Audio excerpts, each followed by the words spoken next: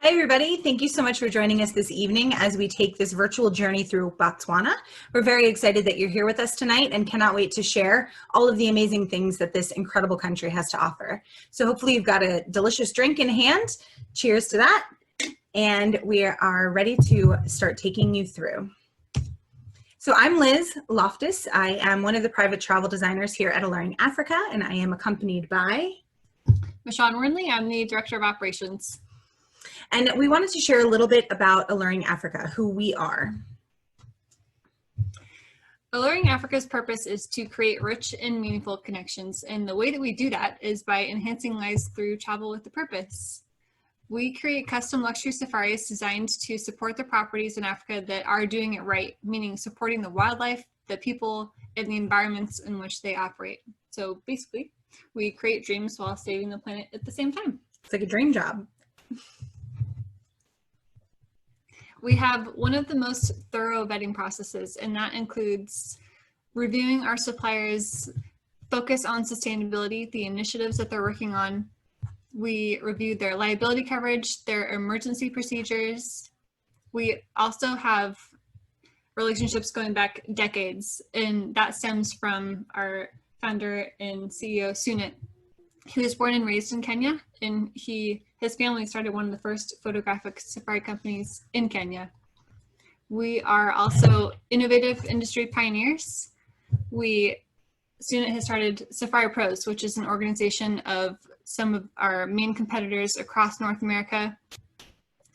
And we also are one of the people that our partners and our suppliers come to for advice because we've been in this for so long and they trust our advice.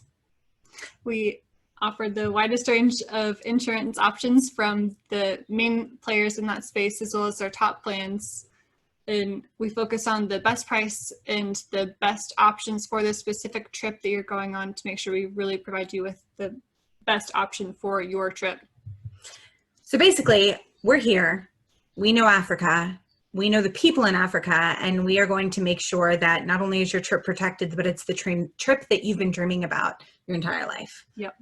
All right, so on to what you're all here for, Botswana. As you can see, located in Southern Africa and surrounded by some great countries that are easily connectable that we'll talk about a little bit later. But we wanted to dive into a video that's going to give you a bit more detail about Botswana as a whole.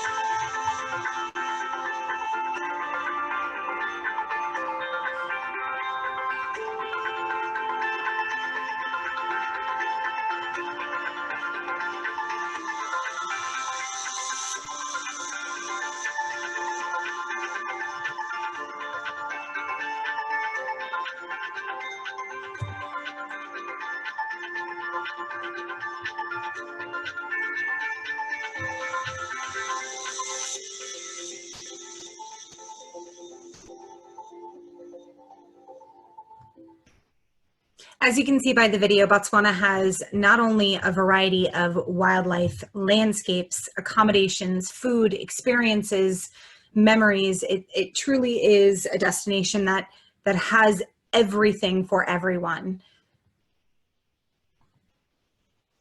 So we decided that while we didn't travel to Botswana together, although both of us have been there separately. We were supposed to travel together. That was a whole other conversation. But because we didn't get to go together, we wanted to put together our perfect dream itinerary. So we've created this imaginary journey for you that's going to stop at the best safari destinations in Botswana. On this slide, you can see that most flights start in Johannesburg, which is located in South Africa, being the international hub for the majority of South African itineraries. And from there, we take you up to point A, which is located at Mashatu.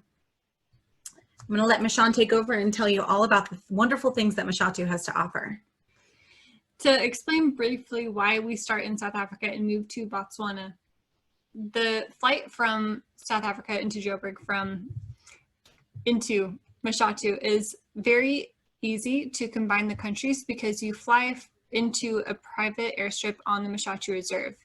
Compared to a typical flight transfer, you don't have to go through an airport like you would normally have to. This is you're clearing customs and immigration at the airstrip at the Mashatu Game Reserve. So it's a very seamless way to combine the two countries, which is why we decided to start there. Yeah, absolutely. And Johannesburg's easy, right? You can just grab an airport hotel, recover from your jet lag, enjoy a good meal, maybe get a massage to, deal with the flight cramps, and then wake up refreshed the next morning before heading on safari, which is really nice.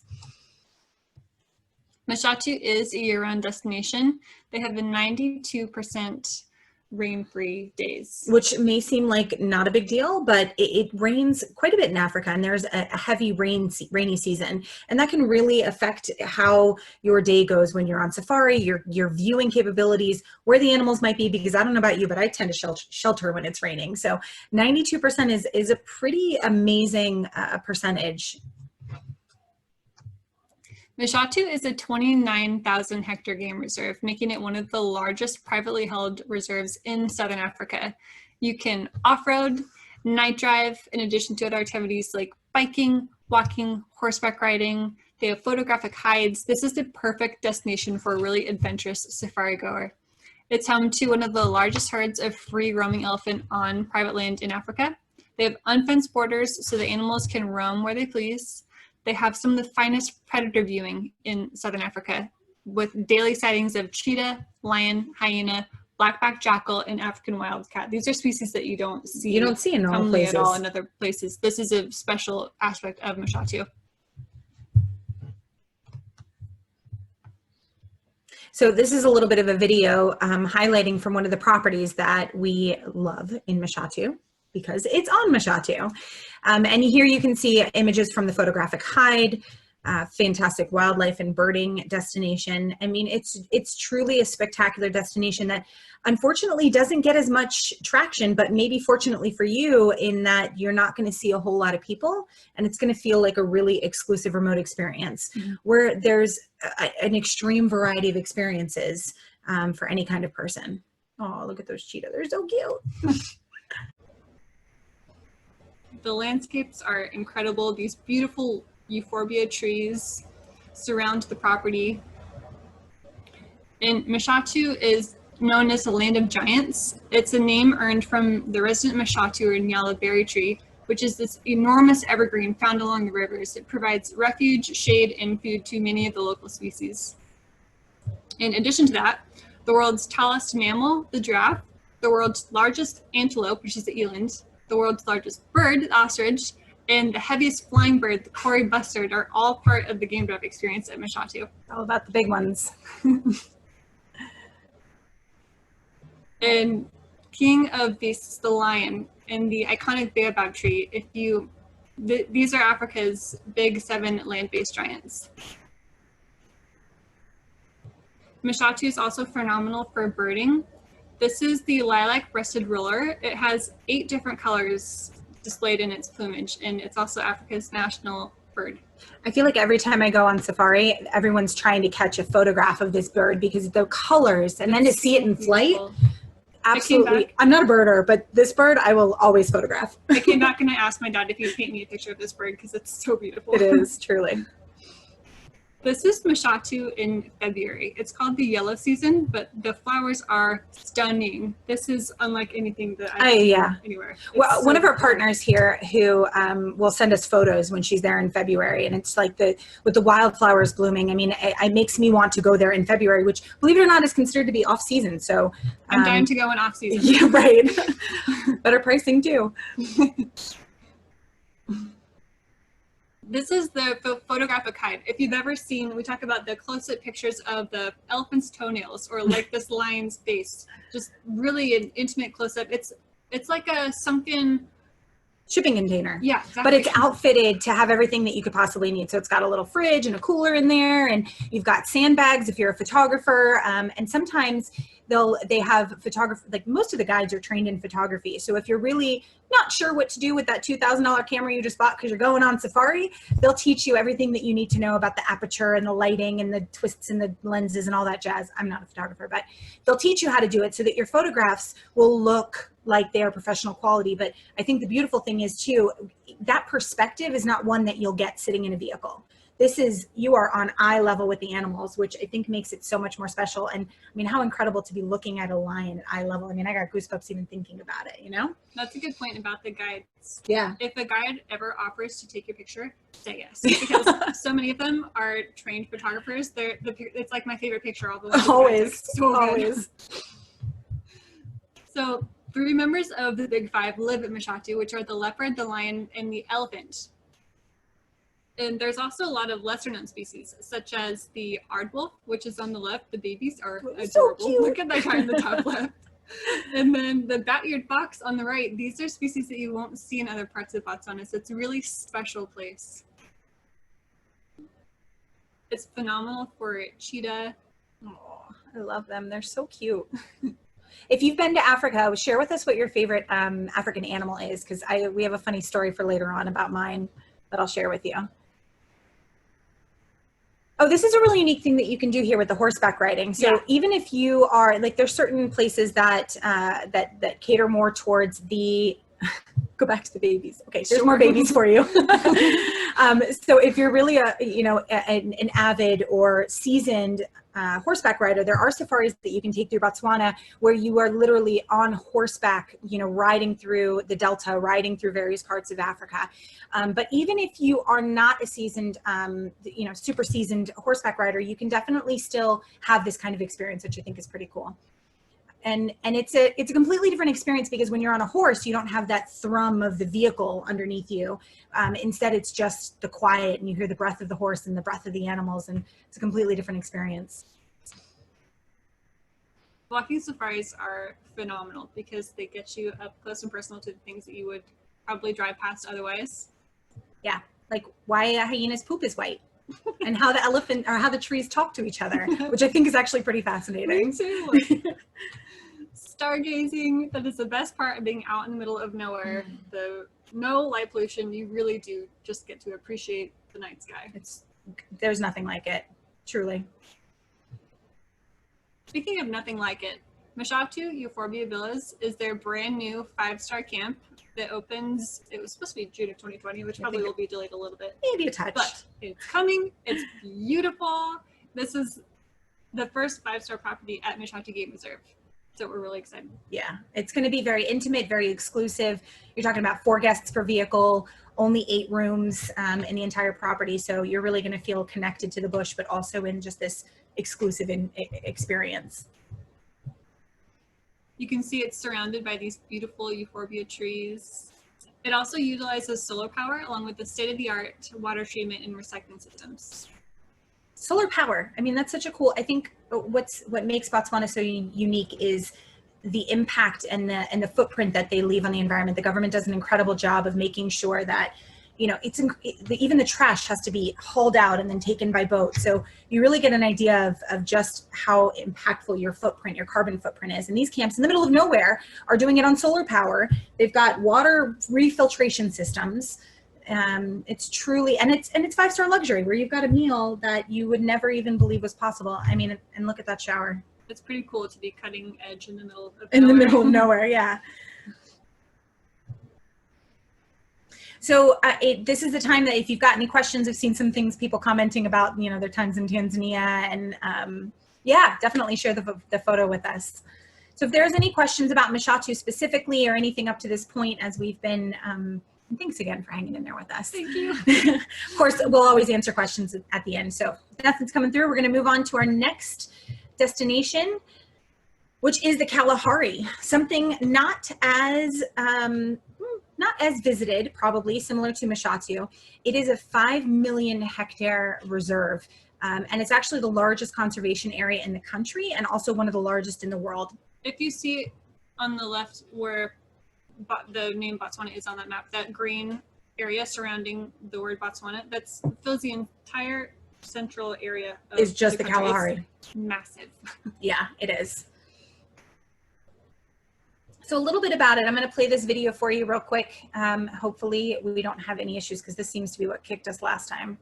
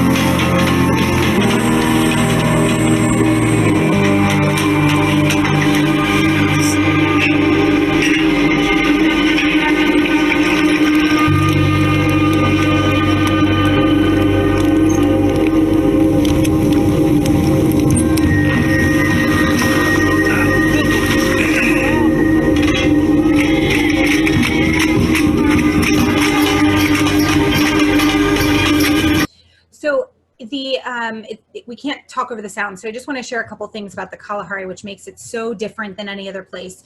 It's definitely not a game destination. You're not going there to see large herds of game because it's a desert environment. It's very different than the woodland savannas or the Delta or other parts of Botswana that you're going to see.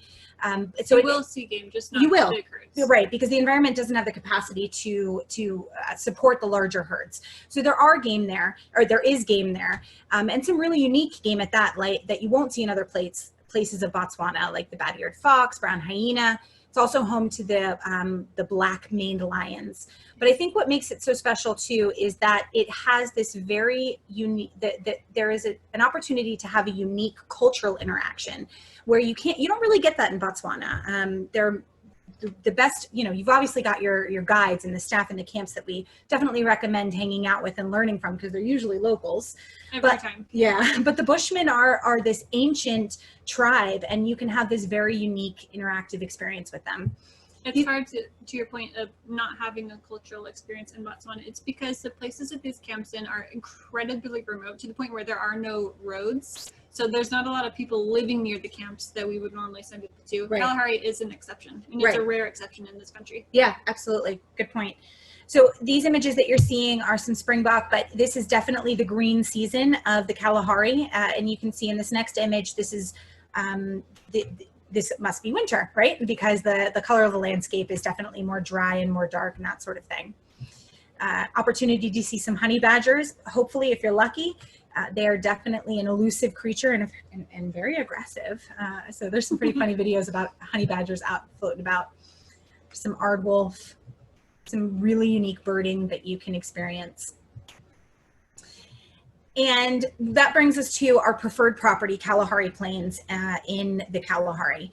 As you can see as you can see by the image, it is not one of our fancier camps, but it's picked because of its location, its 5-star service, its guiding, and its food. It is the best in the location. It is the best in the area if you want to go to the Kalahari. And there's a very short window of time that is the best to go to the Kalahari. But this would be the spot to go. And they also have these star beds. So it is very cold at night, but they'll put bush babies in your bed and you can fall asleep under the stars. And the beauty is that this bed is above your room. So if you get too scared or too cold, you can just go right back into your room. That is nice. Yeah, and Kalahari Plains is 100% solar as well, which again, talking back to the footprint of Botswana and the impact that we have, these guys are doing it right, being completely solar. So any questions at all about the Kalahari before we move on to our next section? Carrie knows well. She just traveled with us recently to Botswana and also Uganda. Jack's Camp is also a great property. It is kind of a favorite. It tends to, well, Annette asked, what about Jack's Camp? So also in that region. And it is there. It's a camp that a lot of people, once they've gone to, they like to go back. But in terms of, accommodation, I would say it just depends on your preference, because Jack's Camp is more that out of Africa tented classic vibe. where Kalahari Plains is like permanent type structure, a little bit more modern flair. So really it just depends on your preference in terms of, you know, what style you like the best. But I think experience wise, they're comparable. Best season to go. So it's always a good time, but it can get kind of hot as it is desert. So I would recommend mid-January to May-ish would probably be your ideal time. February, March being kind of the best. It is definitely dry and cold in the evening and gets warm and kind of hot during the day, but there's always a stunning sunset. Any other questions? We'll have more All right, questions. So we're moving on. Here we go. Into the Okavango Delta, the most sought after destination in Africa, yes. Or in Botswana at least. So as you can see on this image, we in our dream itinerary, we flew from the Kalahari back via Michann and then on to the Okavango, which you can see here. The Okavango is one of the richest and most varied habitats in Africa, and it is undoubtedly the top wildlife destination within Botswana, as you said. Absolutely. It's an interesting place to fly into because, as we said, there aren't really roads because there's so much water in this space that it's not possible to drive in. So you have to take these they're fun because they are so short. You can have a 5-minute flight. Right. It's necessary wheels up, to wheels fly down. Because yeah, exactly. Wheels up, wheels down. And that's just how it has to be, which makes it really special. You don't do that really anywhere else. You don't have very short flights like that. Yeah, and they typically fly very low. Yep. So as a result, there's an incredible opportunity to get to see the game from a bird's eye view, as you can see in this image. It's the largest inland delta in the world. It's made up of 15,000 square kilometers of water channels, lagoons, islands, and it's located in the middle of what would otherwise be the desert, as you've seen. Right. Carrie just asked how has the water come in, and we just received a notice that it is the best flood that they've seen in years. I mean, whereas it was very dry last year, this year has more than made up for last year. So yeah. The water is flowing and pumping. The channels are full. The lagoons are full, and there's some incredible sightings there. You know, we're happy to share some additional information for some camps that we love, so you can see kind of what they're doing, get a little bit of break from the world right now, and see these incredible images like the one in front of you that is happening real time because the flood's been so phenomenal. I had to throw this photo in because I'm wearing a wilderness safari shirt, which is one of our, you know, they're located in the best areas, but it's not uncommon to see multiple different species in one region in the Delta. So you can see I've got a little zebra under my arm and a little giraffe above my head. And it's truly a spectacular, spectacular place for game viewing. This is a video from my time there. This leopard came right next to the vehicle, and for a second, I was terrified, and then I was just so happy to be alive because I could see him on the face of it. It's so powerful.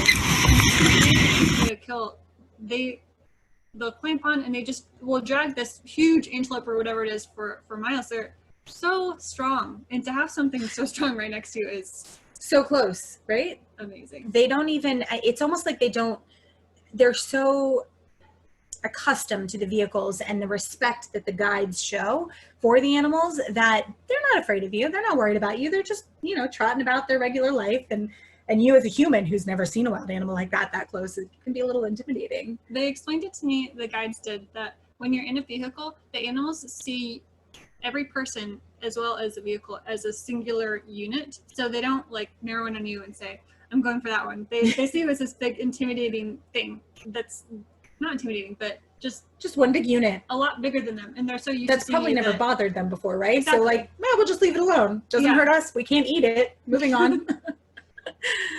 Yeah, I heard the same story when I was in South Africa. Yeah, almost invisible, Carrie says. So this is a cool shot of some zebra there, and I think what's neat about this image is that you can see the diversity in the landscape. I was blown away that there were palm trees in Botswana when I went, but it's not uncommon to see palm trees. I live in Florida, so palm trees are a thing, right? And then I'm in Africa, and there they are. But it's truly beautiful. And I threw this image in, or we threw this image in too, just to show you. This is a photo that we took. 2 different species hanging out together, you know, some animal butts, but I also didn't know how to really photograph at this point. But what you see in the professional shot versus what I saw with my own 2 eyes, perhaps on a better camera, is what you get. It's not, this is the experience that you're going to see, and it is incredible every single time. This is a video of my experience, which all of this was shot in days. So it was the amount of things that I saw in a small time frame, the amount of yeah. We're gonna let it play because you can't hear us over the sound. So what she's just saying is this is her personal video that she shot, and it kind of takes you through a walk of like a day in the life, right? Yeah. Okay, we'll let it play for a couple.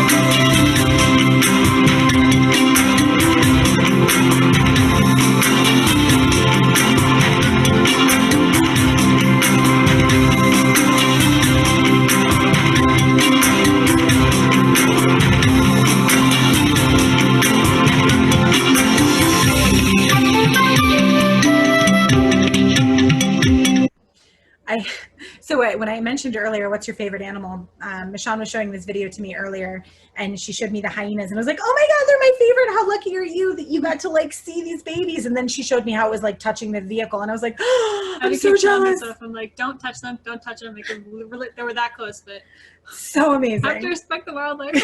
Right. So it kind of highlights that there are a variety of activities that you can do in the Delta. Some of them are either by motorboat, where you'll have an opportunity to see like the larger game. You kind of get in the water and you see these big bad hippo guys, which are I love that. I love that he was so jumping in there, like prove he was a bad guy. He was showing off for you, like, hey. and isn't it the way the hippos, like, they come out of the water and you just hear them, you see them go and the water just shoots up. It's pretty incredible.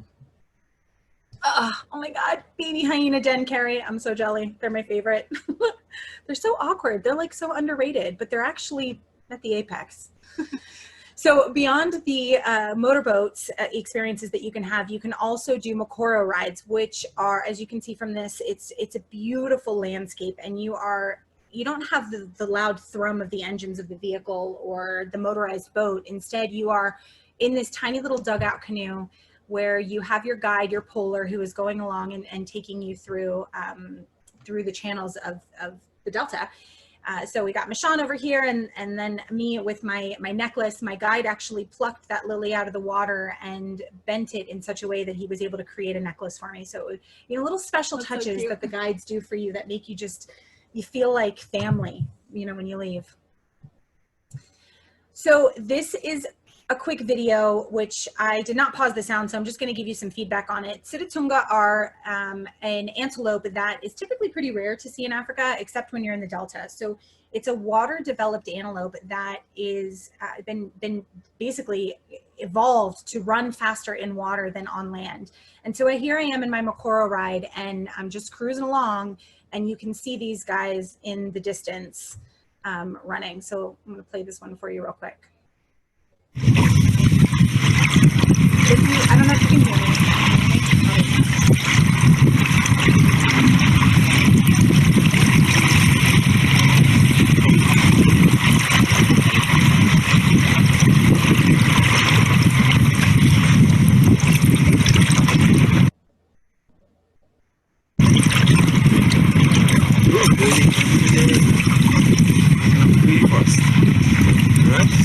Yeah. Oh, wow. Those guys are kicking butt. That's amazing. Yeah, there's more coming again. Wow.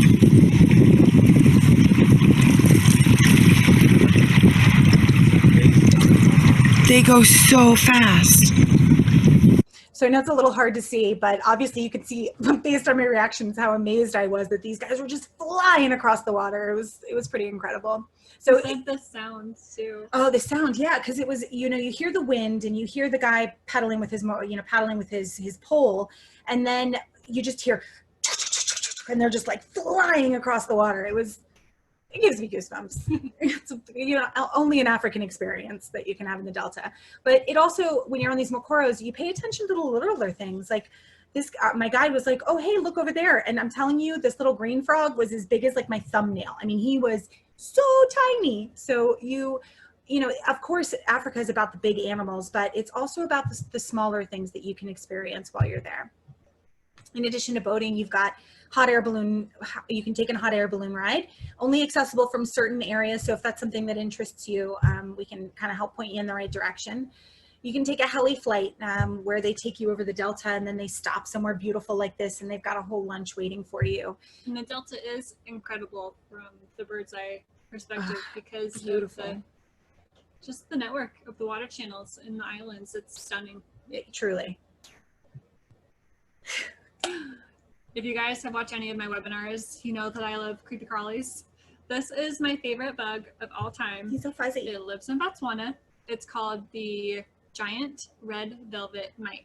He is red. He is squishy. He does have 8 legs, but he's not a spider. Only a distant cousin of a spider, which is way cuter. Right. He's adorable. He does look very fluffy, although very poisonous because of its color. I wanted to give you guys a mini science lesson on how the Delta works because it is truly fascinating. On the left, so the floodwaters from that form the Delta flow down from Angola. And what a lot of people don't realize is that during the rainiest season in Botswana is actually when the Delta is at its driest. And that is because the waters do flow down as floodwaters from Angola past the Namibia-Caprivi Strip down to the Okavango. And if you see on the image on the left, this is the Gumari fault line. So that is when the waters fan out to create this beautiful shape. What comes down the Okavango River, hits this fault line, the waters fan out, and then they only stop once they hit the Tamalakani fault line. So basically the Okavango exists between these two faults. And because the elevation is slightly higher at the northern point, as it flows through Botswana, it catches. And then if it did not catch, thank you, Mother Nature, for stopping it. Now it would probably be flooded. Water. Yeah. Pretty incredible.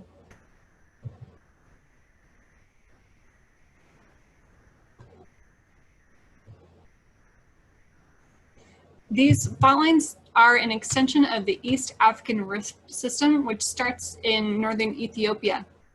They continue through Kenya, Uganda, Tanzania. They divide in 2 as they cross Malawi and Mozambique and continue along to the area of Victoria Falls, which is one of the natural wonders of the world, neighboring Botswana. And finally, it tapers off into its smallest point, crossing what we know now is the Okavango Delta. And I did quite a bit of research on that because I was just fascinated by it. The Reader's Digest version. I mean, there is so much more that goes into short it. Version, but if you do want to learn more, you can check out the Journal of African Earth Sciences, volume 48, which I think Becca will be sending out to everybody after. And we've got some additional resources, videos that you can watch, documentaries, that kind of thing that we'll send out as well.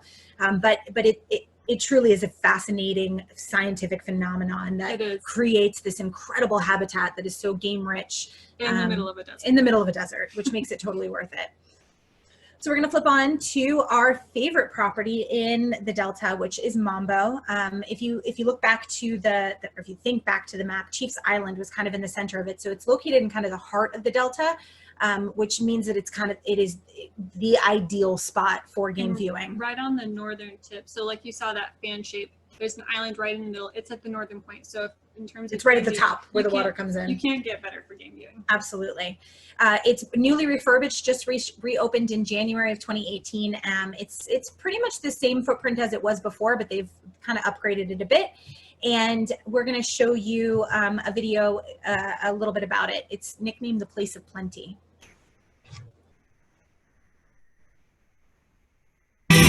want to disturb or interfere with the ecosystem. We operate 99% on solar. That helps to conserve and protect the area, especially working in a fragile environment like the Delta.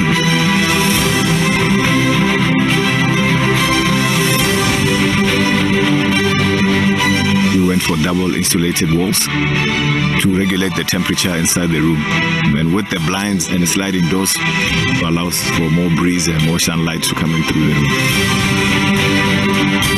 It's a nice name that we translate Mombo. We call it Marikampa. Marikampa meaning mother of all camps, and it is mother of all camps.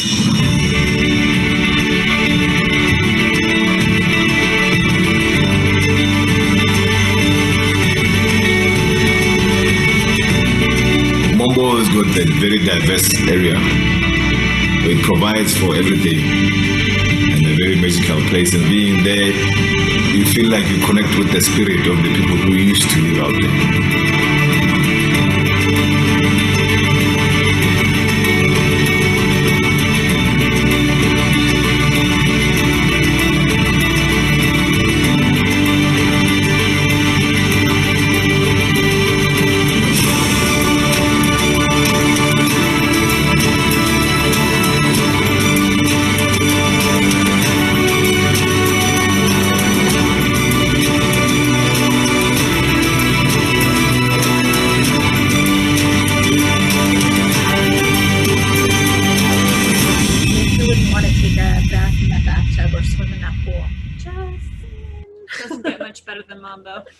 So here's a couple more still images. You can just, experience it. Toes in the sand, sitting by the African television at night, talking about your experiences. That's what they call it, the African television, the fire, because you don't have TV. So you just sit and watch the fire and have a couple of drinks. Truly stunning rooms, wide open so that you can feel that breeze and listen to the sounds, but also able to close up. And every camp you got to have a boma. So.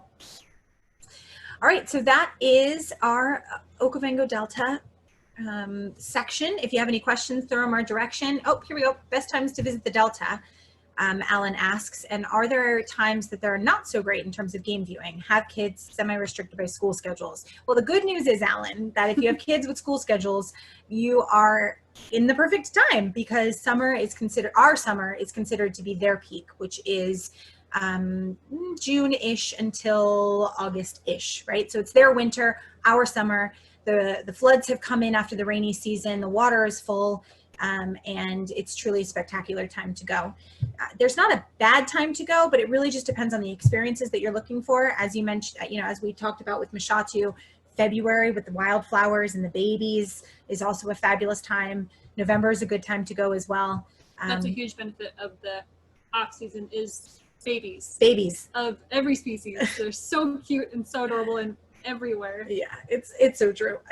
Who doesn't love baby animals? But so Alan, in short, you're looking at our summer, their winter is going to be the ideal time to travel to the Delta. All right, and we're happy to take more questions again at the end if anyone has. Oh, here we go. With all the waters, are mosquitoes bad in the June to August timeframe? So that's a fabulous question, Tim.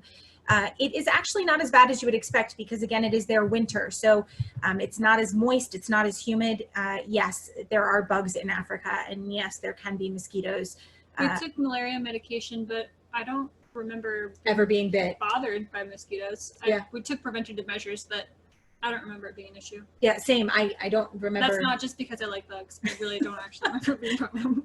Maybe a little susceptible to mosquitoes. So no, not really an issue at all. Carrie, who was just recently there, and she traveled in February, so definitely at the kind of hotter season, said that she didn't have any issues, or many issues. All right, cool. So we're going to move on to our final section of Botswana that definitely bears being spoken about, and that's the Linyanti. So we traveled from, I think what's kind of cool about Botswana is that it's, because of its remoteness, it's difficult to get to, and yet there is a very fantastic air system that allows you to get from place to place relatively easy. So you don't have to reroute back to Mound, you could just pop over. You may make a stop at a camp or an airstrip to drop off a guest, but you're not looking at a long journey at all. And you got a scenic flight because of it. Right, yeah, absolutely. So the Liniati is most noted for its large elephant population. It borders Chobe, which people may have heard of, but Liniati is a private concession, which means that there's a lot more flexibility and a lot less travelers coming through to it. So private concessions means that you can go on a night drive, yep, and that you can go off-roading, which are things that you can't do if you're in a national park. Correct, and also walking safaris typically also. So more flexibility to be able to go off the road, to get closer to the animals, provided it's good for the animals and for you. And night safari, where you can see those nocturnal animals, is totally worth it. So as you can see in this image, it looks a little bit similar to the Delta, but the landscape is different. It has the Savuti Channel, which runs through it, so it gives you access to swamps, but also and floodplains, but also Mopani woodlands. So it's definitely a great combination of habitats. There are waterways and lagoons throughout, so you can do a variety of boating experiences, typically by motorboat here. However, the main draw here is going to be your land safaris and your walking safaris. If you haven't experienced a walking safari, we talked about it before, totally worth it. You experience wildlife from a different perspective. I was going to click back really fast to this slide. These are the carmine bee eaters. And I remember being there and just having this huge flock just swirling all around us. Oh, in there. cool. They're so beautiful, and they nest in this area. It's really stunning to watch them. They are really pretty. Bright colors. Mm-hmm. So I'm going to play a video for you. Again, I'm going to speak about it before I let it play. The Liniati is known for abundant game, but again, the animal, obviously, the elephants are the main draw here. So I'm on a game drive, and the guide says, oh, listen to the sound of that bird, which you'll hear in the video. And so we all tune into it, and we're listening to the sound of the bird. And then we see one elephant, and then we see another elephant. And the next thing you know, our vehicle is off at this point, and it's completely surrounded by elephants. And they're just walking, and you see some of them like, check us out, and then they keep walking. So I'm going to play this for you so that you can kind of have that experience with me. One of those moments in Africa where there's just nothing like it.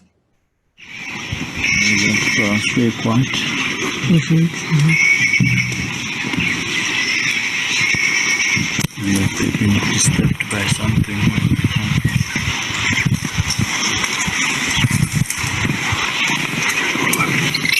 That's tweeting.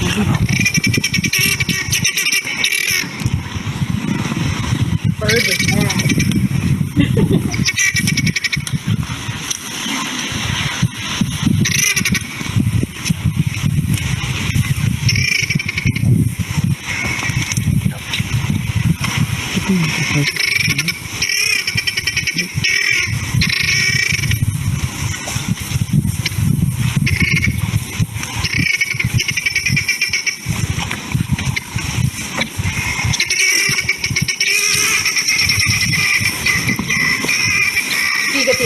Elephant after elephant after elephant. You were not kidding. Yeah, and I'm zoomed in a little bit, but they were so close. And I'm sure if you heard the birds, it was phenomenal. So Mindy asks, do tourists need to be in great shape or very fit to do walking safaris? Nope, not at all. You just need a good pair of walking shoes and an interest. They really will pace it based on your physical level. And if you're done, you can just say, I'm done. Yeah. That's all. Yeah, and it's very like flat plains, like, so you're not like hiking up and hiking down and hiking up and hiking down. So it's just, you know, as if you're taking a walk around your neighborhood. I like to call myself skinny fat because I look like I'm fit, but I'm actually not. So I go on these walking safaris and I'm like, I hope that I have the endurance to stick with this, but you end up there and the time flies because you're looking at all these things. You'll be so engrossed in what you're doing that you'll honestly forget that you're even walking. And so full of adrenaline too. Yeah. And the guides do a really good job of like stopping and going, hey, let me tell you about this plant. Here's the scientific name. Here's the common name. Here's what the people used to do with this plant to help their friends, you know. So it may not be just about game, but it's also about the smaller things too. Lisa asks, what kind of bird is that? And now that you're asking me that, and Samantha asked too, I cannot remember for the life of me. And as soon as we stop this webinar, I'm going to remember. So I'll have Becca follow. Yes, Susan, it's a guinea fowl. Thank you. They're the ones with the really cool feathers that have like polka dots, and they're kind of like safari chickens because they're not very smart and they like run in front of the vehicle. That's a wonderful description. Safari chicken. Safari chicken. Yeah. So true. All right. So aside from the elephants, there's other games. You've got zebra and kudu and lechwe and also the predators, lion, leopard, cheetah, wild dog, spotted hyena. So you really can see everything there, just in a very different landscape. Definitely worth it if you're headed all the way to Botswana. Dumatown has, so Wilderness Safaris is our preferred partner in Vilanyanti because they have access to the best private concessions in the area. And they had these two properties, King's Pool and Dumatown. King's Pool was the nicest. Dumatown was what they considered their second level. And we kept telling them, like, listen, Dumatown is a special place. It's made as magic. You need to upgrade it. They're doing it. We're so excited. It's going to be the top level camp. Yeah, opening in August. So here's a back shot of it, but they've got, it's a small camp, right? 7. And I think it's not pictured here because these are renderings, right? They're in the process of upgrading the camp. But they're such good renderings. It's going to look, yeah, it's just like that. Yeah. But what's not pictured is the floating dock. So on the river, they have this floating dock that they have the boma set up with the fire pit, and you just go out and it's like you said, and you float and like you walk up to the property, you see the amazing river landscape, and just right then you walk down and it's huge circular floating.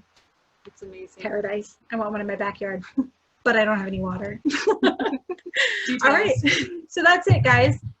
From there, we flew back to Michann as the hub in Botswana, and then back on to Johannesburg to connect with our international flight home.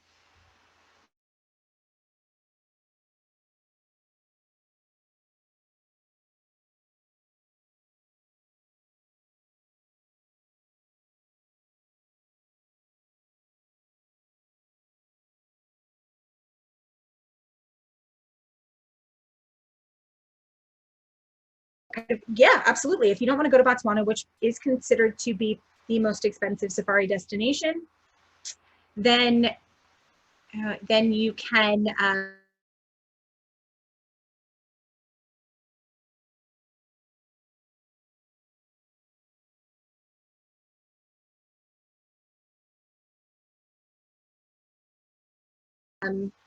combine it with something else. You want to see it when it's at its peak versus when you want to see it when it's the beautiful red rock with little trickles. Just depends on when you want to go and what you want to see, but a very easy connection, as you can see from the image. You just pop on over to Kasane and take a quick road transfer over to the falls. So the connections that we're going to focus on are the ones that have direct flights. So if you're going through the itinerary that we focused on, going from Johannesburg to Mashatu to Kalahari Plains to the Okavango to Linyanti, from there you connect directly to Kasane and then take that short little road transfer, and then you're at Victoria Falls. Right. And instead, if you wanted to return back to Michann and then fly directly down to Cape Town, you could do that as well. Yeah. And amazing food destination for wine lovers. You get the marine wildlife there. And I feel like probably so many incredible, there's a little bit of historical elements with Cape Town too. You could easily spend a week there, and it's a great extension. Or even a pre-trip so you can adjust to your jet lag. That's true too. And then go on safari, but you're up early on safari anyways, so. You used to have to, if you were going to combine Namibia, which if you tuned into this last week, you would have saw that incredible Martian landscape of Namibia. It's the largest sand dunes in the world, that crazy, beautiful orange sand. You used to have to go through South Africa and then fly to Namibia. But now, of course, everything's changed with COVID, but Mac Air was going to be launching a new direct flight from Michann to Windhoek, which is the capital of Namibia. It was supposed to launch April 1st, so as soon as the world comes back online, we're looking forward to that flight coming back online, and that is going to be an epic combination. It is. The water experience. Yeah, water and wildlife to red sand dune desert. Like, that has to be the ultimate. Seriously, perfect combination. So the long and the short is, it doesn't have to just be Botswana. Hopefully we've shown you today that it's very easy to spend an entire itinerary in Botswana. But if you're looking for a varied experience beyond safari or a different experience, there are plenty of other places. So thank you again for joining us. We're going to open it up to questions. I'm going to go ahead and stop sharing so that we can just have our faces here instead of the thing. We'll go through some questions if you have any. So Mindy asks, Can you give us an idea of the cost of this itinerary?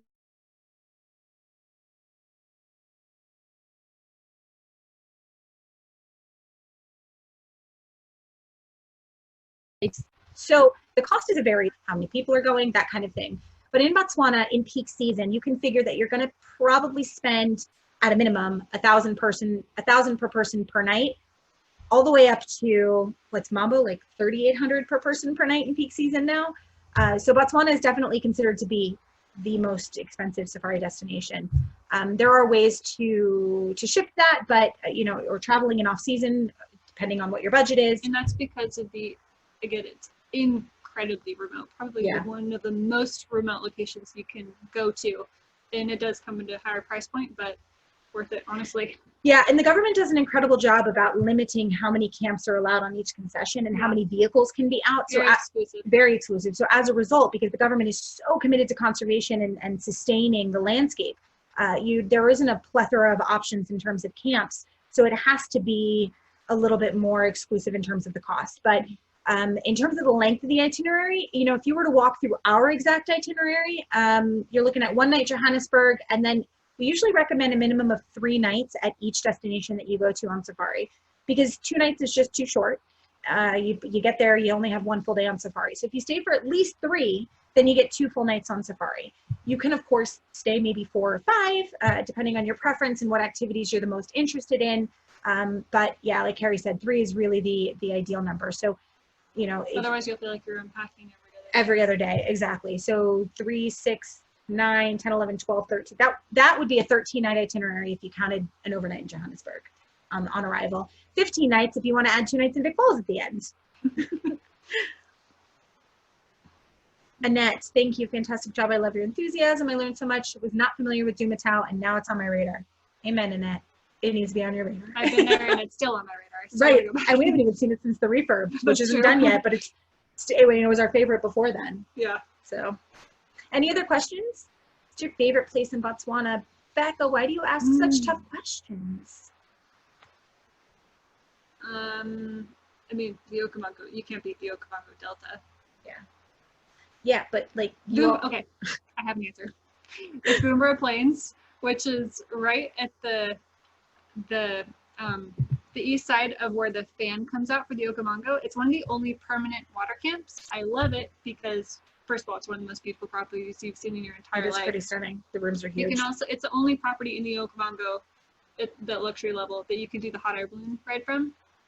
It has every water activity you can imagine: fishing, mokoro, boating. That's where I saw my best leopard sighting in my entire life. See, there it is. So I was going to say that for me, my favorites are always defined by the moments that I experienced in those various places. It's not about the lodge or the food or the landscape. It's the moments that work their way into my heart. So that's where I found my bug. See? So it's so hard to say, what's your favorite? Or, do you like one country? Brennan asked, what do you like better, Bots or Tanzania? It's almost impossible for me to answer that question because both offered such different experiences.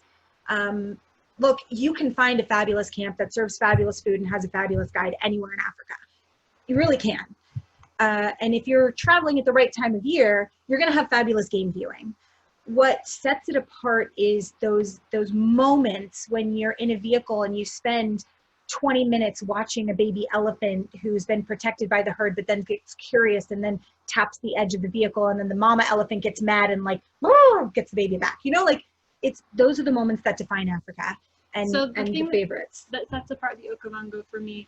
You could combine with South Africa, you could combine with Zimbabwe, you could have all these land-based game drives. But the Okavango, it really is phenomenal for mixing up the experience, the wildlife experience, with the boating and the mokoro. True. It is. It's a very nice mix of activities. Yeah, you're not stuck in a vehicle. You're not stuck in the vehicle 9 hours a day. You can be in the vehicle for 3 in the morning, and then you can go hop in a boat for 3 hours in the evening, or be on foot. So that's a really good point for variety, which probably means that you could spend longer than 3 nights there and not get bored. You totally could. Yeah, easily. Alan watched the Namibia presentation. Yay. Okay, I'm a little bit biased. If I have a favorite place on earth, it might be Namibia. I also love Botswana. I love every place, but I seriously love Namibia.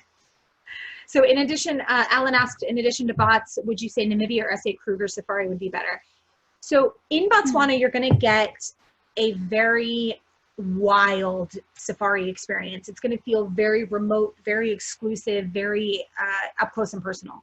Kruger is also a fantastic place to safari, but it's a bit more, the wildlife is a bit more prevalent. So there's lots of animals. It's more concentrated game in a smaller region, with a larger variety of availability in terms of camps.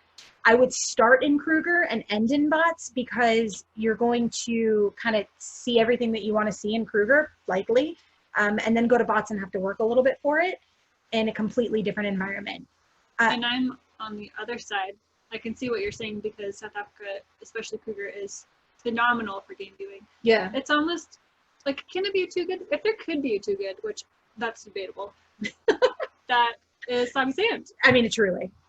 It's like an animal around every corner. So for me, I feel like a lot of the satisfaction comes out of building up the suspense, which you almost miss there because it's so plentiful. Right. So for me, my perfect combination would be Botswana because of the epic remoteness and the incredible game experience, combined with Namibia because it carries that same level Agreed. of exclusivity. In fact, it even enhances it. Right. Namibia is the second least densely populated country on Earth. So if any place can continue that level of exclusivity, it's Namibia. It's Namibia. That's Yeah. my combination. You win.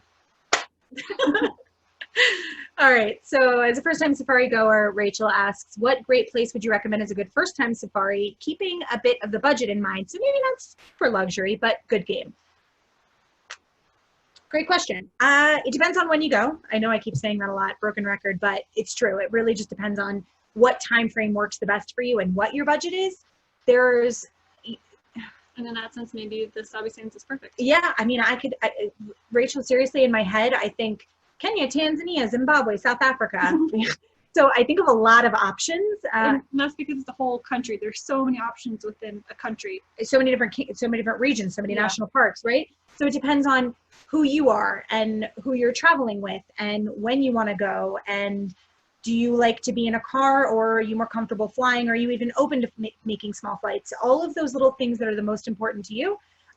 Rachel's already working with Susan, which is great. Amazing. Susan's phenomenal. She's actually from South Africa, and she's got you, Rachel. Honestly, she's been doing this for a minute, and she'll have asked you all those questions, I'm sure, and be able to pair you with the best experience for you specifically. Because Africa is not a destination that only caters to one type of person or one age group. It really fits the bill for every type of traveler and every type of human. So really that's the variable. Who are you and what do you want? And Susan will help you figure that out. I know, Rachel says she wants to do it all. Tell me about it. But the number one thing that I say to clients, that'll contact me, and they're like, I want to do here, here, here, and here, and I only have 10 days. It's like, okay, I respect that. If you want to see it all. Africa is a once-in-a-lifetime destination, and every single person that comes back from a trip says, I'm already thinking about when I can go back. I used to say that. So before I started working in travel, specifically safaris, I would say this is the once-in-a-lifetime trip, and I went there for the first time. I've never said it again. Yeah, you can't. It's addictive. You cannot only go once and never want to go back. It is impossible. It's so true. And the thing is, you don't want to spend all your time in an airport, and connectivity is key. Mm-hmm. And also understanding and jumping into and diving into the destination and the experiences and the people. So instead of trying to cram too much into one, pick the one that you want to start with, and then go back. The continental U.S. can fit inside the U.S. or can fit into Africa, the continent of Africa. Fits into Africa 3 times over. So if you talk about somebody who's maybe never been to the States, I want to go to the U.S. for one time. Right. How could you do that? And how much could you really see? And would you never want to go back? And then multiply that times 3, and that's the continent of Africa. I hope that explains it. All right. Thanks, Carrie. Appreciate your input there. Yeah, agreed. She said, north or south, and that's another thing. It's like you pick East Africa, Kenya, Tanzania, Uganda, Rwanda, or you pick Southern Africa, Zimbabwe, Zambia, Botswana, South Africa, Namibia. You can't do both in one trip. So where do you head to first? And then what's your second trip? All right, so if there's no more questions, we truly appreciate you being here, hanging out with us tonight, bearing with us through our technical difficulties. Not sure what was happening, but looks like we were able to get through this. We are shifting a little bit as we are continuing to evolve and try and come up with some really cool initiatives to share with you guys. So our webinar series is going to, instead of being weekly, we're going to shift to once a month. And we're going to continue to bring you content that interests you. We'll be following up with a feedback survey so you can share with us. Please share with us, you know, your honest, constructive feedback. And we will continue to strive to improve this webinar series as we roll it out now once a month. Keep an eye out for some other really cool things that we've got cooking. We're excited to share with you. And hopefully, if you have been to Africa, you'll be back soon. And if you haven't, you'll get there sooner than later, because it is a destination that is not to be missed as a whole. So Thank you so much for spending your happy hour with us. cheers to you. Cheers to Africa. And hopefully all of this wild world that we're in that's not in Africa ends sooner than later. And we're here for you if you need us at any time. So thanks again for tuning in. Thank you. And we will hopefully see your beautiful faces and talk to you soon. Aw, thanks, Annette. Thanks, Carrie. Thanks, Alan. We appreciate you guys. Thanks for sharing your Tuesday night with us. All right. Have a wonderful night. Bye. Bye.